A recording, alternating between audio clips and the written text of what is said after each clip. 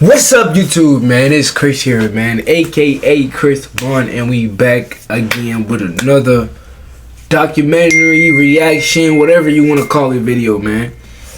And today we got the ghost of Oblock. If you know, you know. But King Vaughn, the ghost of Oblock documentary, man. Let's jump straight into this, you feel me? Hey, come on. Man, they just came and said a man done killed 4 people, and he bragged about it. He never showed no remorse for his murder. So, what happened? You're gonna go to jail for battering to a police officer. Why it? Me? Well, And you also. I got everything. Well, Thank you very much. We'll take it then. I've been cuffed since I was in the cops. If I go home, it's Valentine's Day. The stories of the ghost of Oblock have come to haunt rappers and the entire rap industry today. Wherever King Von's name is mentioned, not everyone thinks of his tracks, Crazy Story, or Too Kurt to the O. The mention of his name makes rappers quiver and grown men shudder, but not everyone knows why the ghost of Oblock has this effect. Some insider sources who have encountered the ghost of Oblock on the streets of Chicago have agreed to share their experiences about how he has haunted the streets of Chicago. On 6400 South King Drive, Chicago, lies the most dangerous block that has come to be known as Oblock, including the Black Disciples and the Gangster Disciples. Oblock has become a major name in the rap industry through the influence of rapper Davon Bennett, aka King Von. Where you from? King Von. 64th and King Drive, Chicago. King Von. Illinois, Parkway Gardens. Brick City, Toontown, Keta World, Shoroy Squad, Whitey Gang, Muda Gang, Stretch Gang, City of Eck, and Get It Back Gang are some of the names the infamous Oblock has been called over time, but not many know the true history of how Oblock got its name and status. We decided to find out which block in Chicago has the most shootings, and we discovered it wasn't in Inglewood or the West Side. It is actually the 6400 block of South Martin Luther King Drive on the edge of the Woodlawn community. Officially known on every block as Parkway Gardens, located on the 6400 block of South King Drive, the block became home of some of the deadliest gangsters affiliated with the Black Disciples set in Chicago. The low-income apartment complex sits on one side of the 64th Street with a string of businesses, including an AutoZone, a food mart, and the Chicago Crusader newspaper crowding the other end. They make it seem like we just so bad, so dangerous. They make it seem like we monsters. We just like normal people. We just be chilling, really. Look, for them that laughing around playing. A regular day on the streets of Oblock sees young men affiliated with gangs hanging on street benches and crawling in the shadows of street corners, staring down strangers as they walk by. Kids' toys are left in the gardens unattended as mothers hurry down the street and pour their kids into the safety of their homes. Hundreds of security cameras are mounted on every corner of the street, turning to oversee the streets, but none of these cameras have been able to provide evidence for the gang killings that happen on Oblock. It's dangerous out here, man.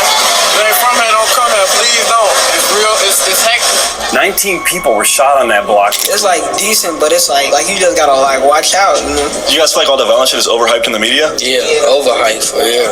Behind all that violence, it's fun as hell now. Well, it's not nearly as bad as it is in real life?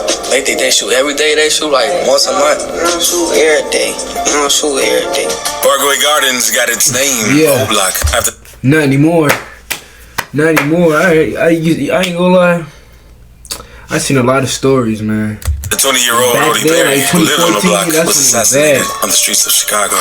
His killer, 17-year-old Jakira Barnes, aka K.I., a member of the rival street 63rd, who was known as the deadliest hitter on her block. K.I. took out Odie Perry as a retaliation for the assassination of her friend, Shondell Tuka Gregory, who was taken out by Odie Perry.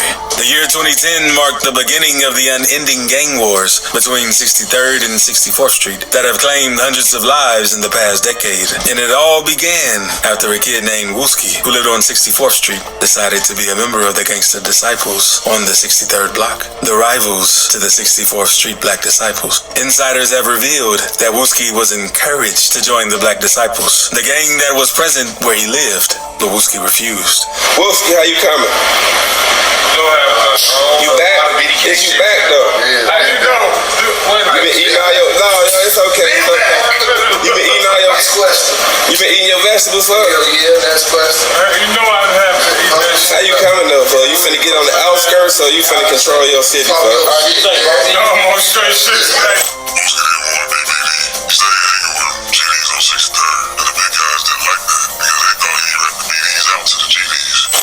failure to be a member of the Black Disciples subjected him to constant bullying and ridicule from the gang members on 64th Street until one fateful day when Wooski pulled the trigger on a member of the Black Disciples, Breezy. It was in a crazy fist fight back then. The boys from Oblock attacked us from 63rd, and Wooski took out Breezy. It was crazy as hell. The BDs was looking out for any GDs they could pop their guns at.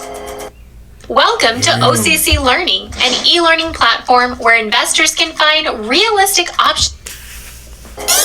But not before subscribing to this channel. They stay update on every move their ops made by turning on their post notifications to this channel for all updates on rappers and their gang beef. The assassination of Reezy in 2010 sparked a huge gang war between both streets, with several gang sets from other streets in Chicago joining the war. Such sets like Gyro City, Taekwon World, 600, and Front Street. But when they couldn't take out Wooski, they began eliminating members of the Gangsta Disciples who lived on 63rd Street. It was at this time Odie Perry put out the hit on Took. Man, those two kids when Super passed away. He ain't had nothing to do with these street activities, man. Kid was just standing at a bus stop when Odie showed up and popped. At about 6:45 p.m. on January 12, 2011, just a few months after the gang wars began, 15-year-old Shondell Gregory Tuka, an alleged member of the Gangsta Disciples on 63rd Street, was assassinated at a bus stop where he stood. It was believed that Odie Perry carried out this attack on Tuka's life. What's up? So I am in Inglewood on the corner of St. Lawrence and 63rd Street. I'm at the bus stop where on January 12, 2011, a young man by the name of Shondell Gregory, better known on the street as Tuka, a member of the Gangsta Disciples, was shot and killed. He was standing at this very bus stop when some enemies came up and just shot him. I believe he died on the way to the hospital. According to police reports, Tuka and two other people were waiting for a westbound 63rd Street bus when the gunman walked up and asked everyone if another bus was coming. He then walked behind the bus shelter, pulled a silver handgun, and pulled the trigger at Tuka. Tuka staggered to a nearby trash can after the first hit, but that didn't stop Odie from firing at him. He hit him 3 more times in the back before leaving Tuka, who passed away on the scene. Everyone on 63rd was mad pissed that the Tuka was taken out. He was only a kid. He didn't need to go out like that. After Tuka's assassination, a series of revenge killings happened between the two blocks until Jakaira Barnes took out Odie Perry, the young man responsible for Tuka's passing. At about 11:30 on August 10th, 2011, the day which happened to be Tuka's posthumous birthday, Jakaira Barnes allegedly took out Odie Perry near the Parkway Gardens homes at 64th Street after he sustained a gun wound to the neck. Man, we out here, man. Pop Daddy, you little kid, and the G, boy, you hear me? And Vontae user, boy, you was not with it. It's on Tuka, boy, yo, is a lame, boy. Where did you come from, boy? Yo, it's a goofy tomato from Chris Will. I love Chris, boy, and the G. Hey, boy. I don't know, man. But word on the street was, K.I. pulled the trigger on Odie. K.I. was bad as hell, man. He was gangster. All throughout 63rd Street, K.I. was praised for assassinating Odie Perry. But while they celebrated, Odie Perry's passing was heartbreaking for the Black Disciples on 64th Street. In a bid to honor Odie Perry as their fallen disciple, the Parkway Gardens on 64th Street was named Oblock after Odie Perry. She was also seen as quote-unquote a killer of many people, but she was also linked to the death of OD. If you don't know, OD got killed, and that's how Oblock was formed. Although Odie Perry's passing was a victory for 63rd Street, it didn't take long before their most feared assassin, Jakaira Barnes, was taken out by the man who has now come to be known as the Ghost of Oblock, King Von. He liked her as a girlfriend? Yeah, he wanted to be her boyfriend. And she just felt like he was trying to set her up and kill her. That's what she told me. She was like, I think he's just trying to kill me. He don't like me. What's the life? It wasn't long before Jakaira's death. At about 3:30 p.m. on April 11th, 2014, a series of gang attacks happened across Chicago, which caused the life of 36 people on that fateful night. One of the people who passed away was 17-year-old Jakaira Barnes, who suffered approximately 9 gun wounds before she passed. Jakaira Barnes died last month in April. She was 17 years old. She was killed in the Woodlawn neighborhood in a shooting, and she was shot multiple times. And so the police thought that she was targeted, that she was assassinated, essentially. Years after Shakira was assassinated, the police authorities released court documents that King Von was, in fact, the person who pulled the trigger on that fateful evening on April 11th, 2014. But for whatever reason, it never made it to court, okay? But if you read the actual document that came up in this Freedom of Information Act uncovering, it basically says that, hey, the person who allegedly killed her was Davon Bennett, aka King Von. The deadliest shooter on Oblock, Oblock's most feared gangster, and grandson are some of the names that have been used to refer to the rapper King Von. Growing up on the streets of Oblock, King Von wasn't like every other regular gangster. He had a pretty decent childhood and didn't have a lot of money problems. It was decent. So I'm moving around. I see how other people growing up and how they life is. Like, so it'd probably be hard for them at the same as I see everybody else. But to me, it's regular. My mom was there. You know, no daddy, stepdad, something. You know, regular, going to school. Still trading without real-time data or short locates? You spotted the setup, but your broker couldn't keep up? Tired? Ain't a lot of money, but you know, still got little shoes and clothes, man. Ain't too much. But all that changed after King Von lost his father to gang violence at 11. In no time, King Von found himself dabbling in different criminal gang activities. Me growing up, when I got in trouble early, 15 years old, like that, so I ain't never been grown until like right now, because I've been in jail. All the times were really kind of like, you know, like I ain't just graduated high school, and all that. So when it was time for me to step up, I was already in jail. I was already in trouble. Street activity. At only 16 years old in 2010, King Von was arrested for the first time on robbery charges in Chicago. The rapper, who was only a teenager then, was taken to juvenile boot camp after his arrest. But he had the charges against him dropped. But that was only the beginning of the lengthy criminal record that awaited the rapper in his future life. They locked me up for a robbery, armed robbery, and armed contract. Is this something you were able to beat back then? Right, they dropped the charges. They dropped most of them and gave me, let me go for boot camp. I was, you know, to even know what's going on. I just want to get out of jail, so I give me boot camp. I took that, got out. But that was your first run-in? Yeah, that was the first. You've had other run-ins since then? Yeah. What were some of the other things you ended up getting in trouble for? By 2012, King Von's arrested charges toppled, and he found himself locked up for unlawful firearm possession. On November 21st, 2012, King Von, who had just turned 18, was arrested as an adult with a bond set at $75,000. King Von continued to get in trouble until he caught his biggest charge after taking out Malcolm Stuckey during a gang hit in 2014. On May 29th, 2014, King Von was at a party at 5722 South LaSalle Street, a two-story house divided into 3 apartments, situated a couple of blocks east of Interstate 94. This location was only 3 miles straight west of the Museum of Science and Industry, where a certain Malcolm Stuckey worked. Stuckey had also been invited to this party, where King Von, alongside other members of the Black Disciples, was in attendance. According to the host of the party, Laminda Jones, King Von, who had been there long before Stuckey arrived, had started trouble with some rival gang members who he met at the party. Davon came to my son's birthday party on that day. I knew how he moved. We all know how these kids on these streets move, but we parents can't really do anything. When I saw him staring down the kids from the other block, I said to him, "Don't start no mess in my house." And he laughed as he said to me, "I'm not on that." After saying that to me, he smiled and left the party. I didn't even know when he returned. All hell broke loose after King Von returned to the party, as he showed up with a Smith & Wesson. Just as King Von returned, Malcolm Stuckey drove into the location in the Burgundy Pontiac Grand Prix, and this was where his fate crossed with the ghost of Oblock. King Von and his associate, Michael Wade, showed up at a basketball court just across the street from the party, where Stuckey and some partygoers were playing a game before returning to the house to eat the food Laminda Jones was preparing. We were on the court playing a game of b-ball when 2 men pulled up from the alley behind the house.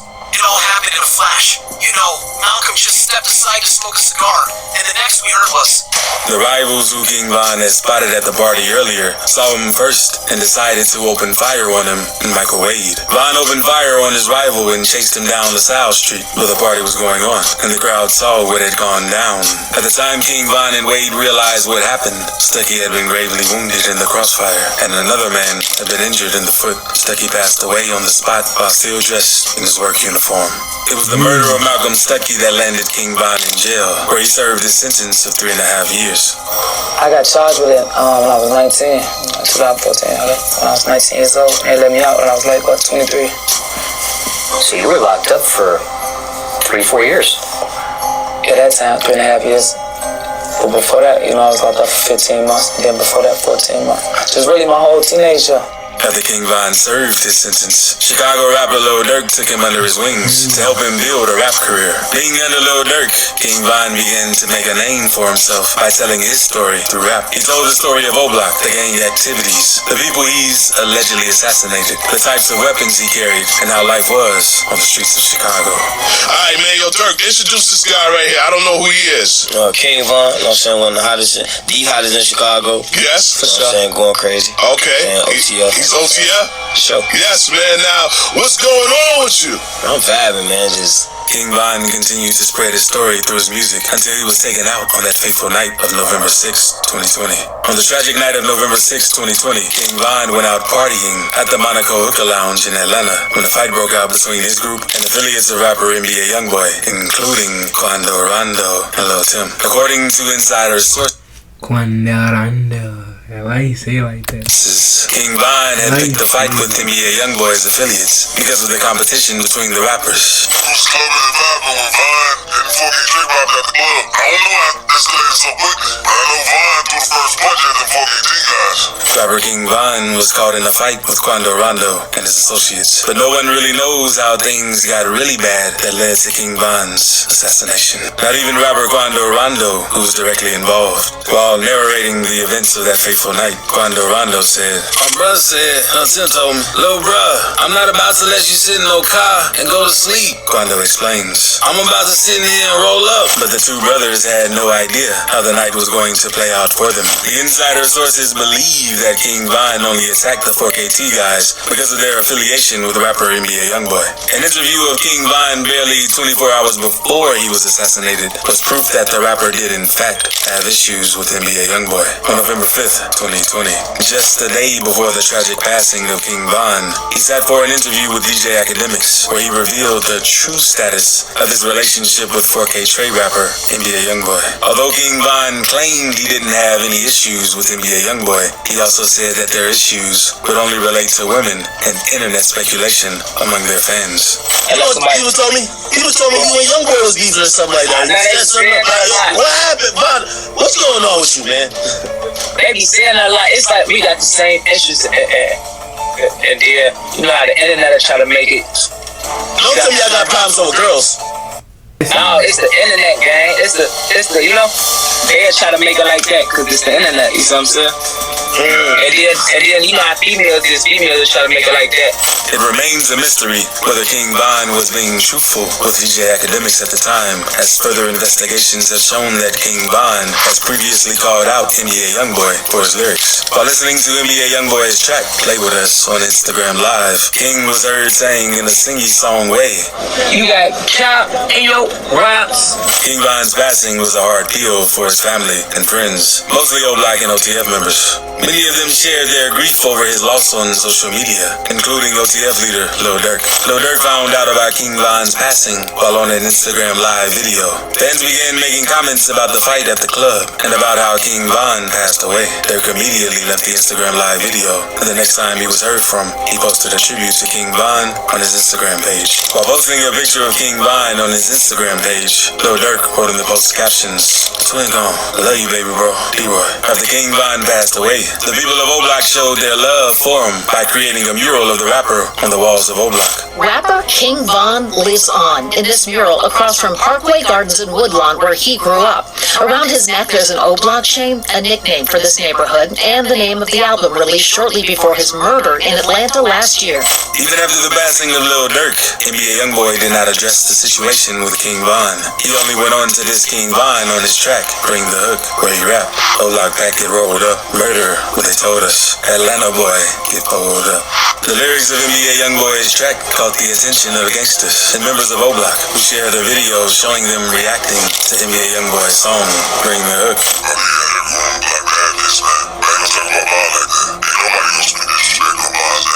The Oblock reaction clips showed several people gathered on the streets of Oblock, with King Von's track playing in the background, while they burned flags and clothes colored green. The color green is significant to rapper NBA Youngboy. Rapper Lil Durk also shared a reaction to NBA Youngboy's diss track after he came across it. Lil Durk shared a picture of himself sitting next to a canvas of King Von from his Welcome to Oblock album. Lil Durk wrote in the caption of the post, "Don't claim it if you ain't do it, you still a." Lil Durk has continued to face backlash from fans of King Von, who have accused him of not avenging the death of the ghost of Oblock. Fans of King Von have encouraged Lil Durk to slide for Von. But will Lil Durk ever slide for Von? And will the ghost of Oblock slide for Lil Durk if the tables were turned? So you feel King Von? Yo, that's crazy, bro. That's a crazy ass story, man. I'm not gonna lie. Man, thank y'all for watching this video. Like, subscribe. I love all y'all. Let's get it.